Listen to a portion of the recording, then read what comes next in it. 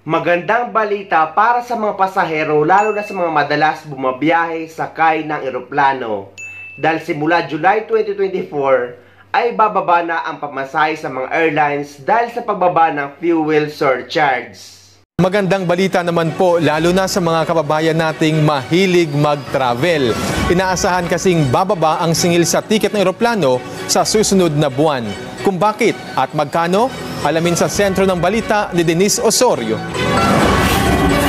Kung pamasahe sa eroplano ang pag-uusapan, isa si Ate Kim May, isang Korean citizen na tinatamaan kapag tumataas ito dahil pabalik-balik siya sa Pilipinas para sa petisyon para sa kanyang mag-ama. Kasi yung baby ko rin nandito. So ang ginagawa ko, like after a month or 2 months, umuwi ako.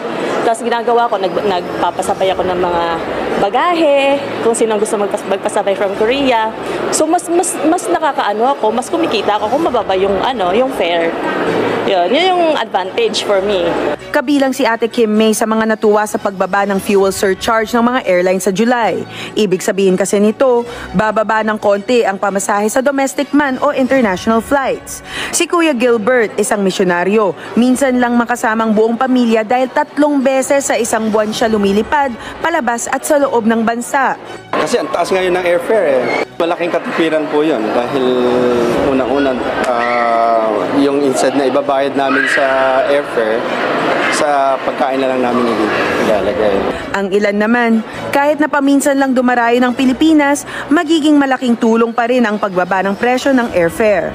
It would be a great benefit for us because we frequently go back home for vacation and sometimes for leisure. So it would be a great help. Well, actually makakatulong siguro sa pamasahe. Siguro medyo mababa yung pamasahe. Ganon.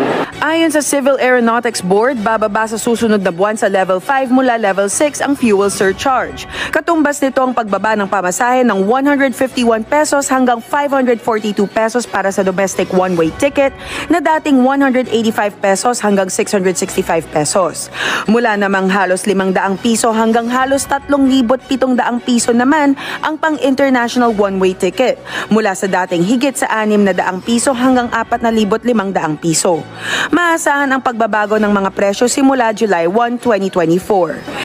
Bababa nga ang pamasahe sa mga eroplano ngunit maghihigpit naman lalo ang mga taga-customs.